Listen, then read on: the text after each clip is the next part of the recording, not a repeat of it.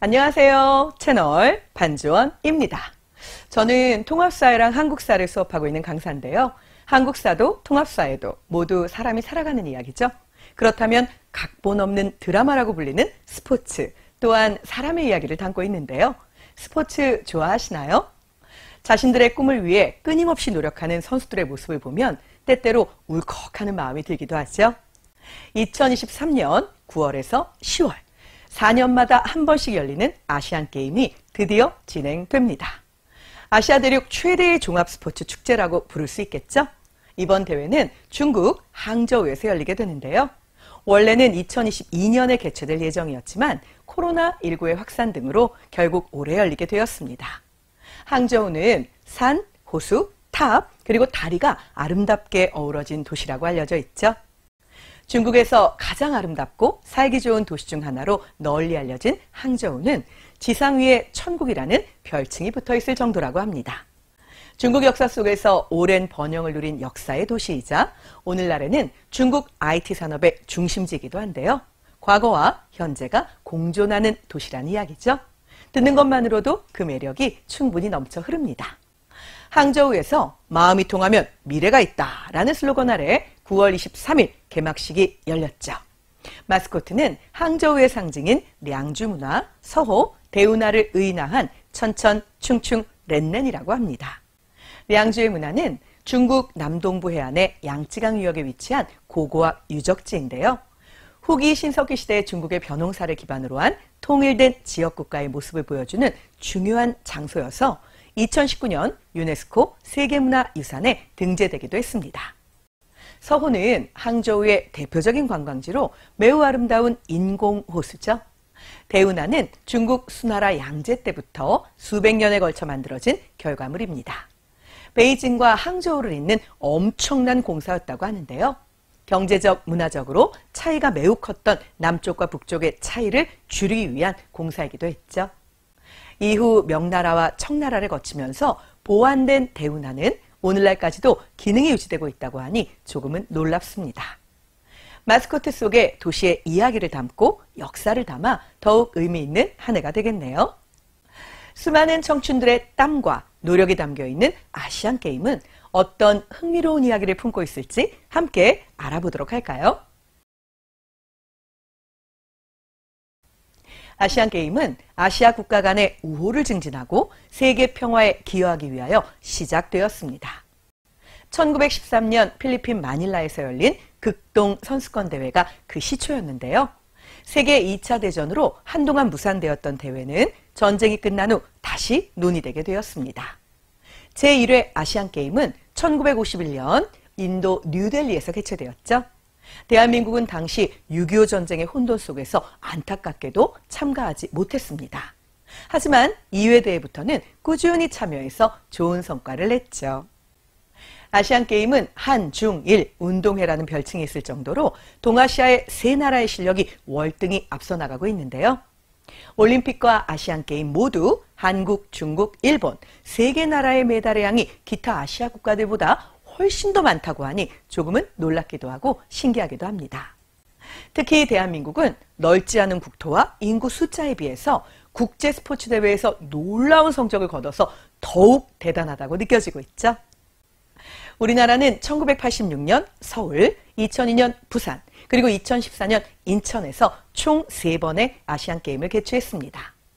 특히 1986년 서울 아시안게임은 우리나라 최초로 개최된 종합국제스포츠대회였던 것이죠. 연속으로 하계올림픽을 개최한 유일한 경우이기도 했습니다. 2년 뒤 같은 장소에서 열리게 될 88 서울 올림픽을 대비해서 최종 리허설적인 성격도 매우 강했던 아시안게임이었죠. 금메달 93개, 은메달 55개, 동메달 76개를 획득하면서 중국의 금메달 1개 차이로 2등을 차지했는데요. 엄청난 성과를 보인 아시안게임이었습니다. 재미있는 일화가 전해지는 아시안게임도 있죠. 1974년 이란 테헤란에서 개최된 7회 아시안게임이 바로 그 주인공인데요. 서아시아 및 중동 지역에서 열린 첫 대회여서 많은 이목을 끌었습니다. 중국, 북한, 몽골 이런 아시아권의 공산권 국가들이 처음 출전한 대회라서 또 다른 의미가 있었죠. 대한민국과 북한은 서로 치열하게 신경전을 벌이면서 순위 경쟁을 벌이기도 했는데요. 국가대표 역도 선수를 은퇴하고 국회의원을 하고 있던 신민당 황호동 의원이 급하게 체중을 늘리고 테헤란에서 선수로 급하듯 웃지 못할 일도 있었습니다. 더욱 놀라운 것은 역도 슈퍼 헤비급에서 바로 은메달을 땄다는 사실입니다. 테헤란 아시안게임은 세부 종목에서 육상 종목에 꽂힌 마라톤이 제외되기도 했는데요. 이란은 과거 페르시아라고 불렸었죠. 페르시아가 고대 아테네에게 패했던 마라톤 전투에서 유래한 것이기 때문에 마라톤 종목, 이 종목은 해당 종목 우리나라에서 개최할 수 없습니다 라고 주장했던 것입니다. 결국 마라톤 없이 치러지는 초유의 국제종합 스포츠 대회가 되었죠. 42.19km를 달리는 마라톤은 인간의 한계에 도전하는 종목이기도 합니다. 대한민국에게는 더욱 특별하게 다가오는 종목이기도 한데요. 일본에 의해 나라를 잃었던 식민지 시대에 송기정 선수가 일장기를 달고 베를린 올림픽에서 금메달을 차지하며 국민들에게 커다란 기쁨을 안겼습니다. 독일 방송기록보관실에 당시 아나운서의 멘트가 남아 있습니다. 한국의 대학생이 세계의 건각들을 가볍게 물리쳤습니다. 그 한국인은 아시아의 힘과 에너지로 뛰었습니다. 타는 듯한 태양의 열기를 뚫고 거리의 딱딱한 돌 위를 지나 뛰었습니다.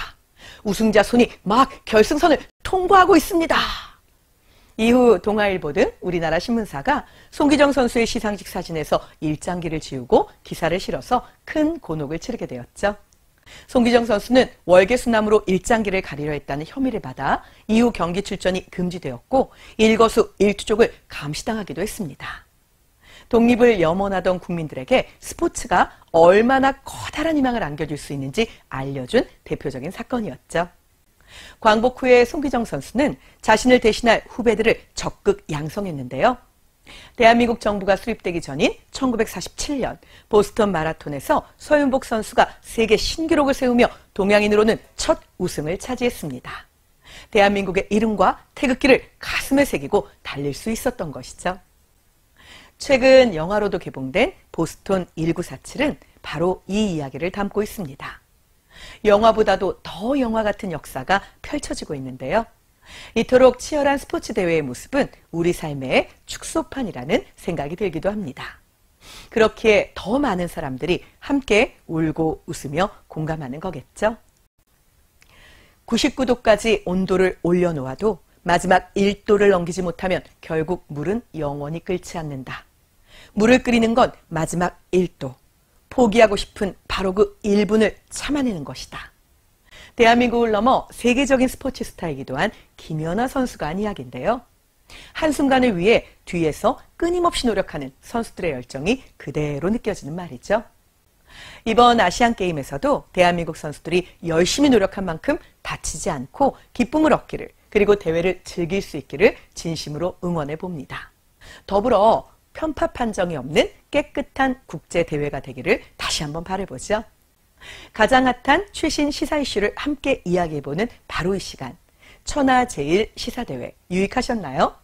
만약 유익하셨다면 좋아요, 알람, 구독 설정 모두 해주고 계신 거죠? 더 좋은 주제, 더 흥미로운 이야기로 다음번에 다시 찾아오겠습니다. 오늘도 감사했습니다.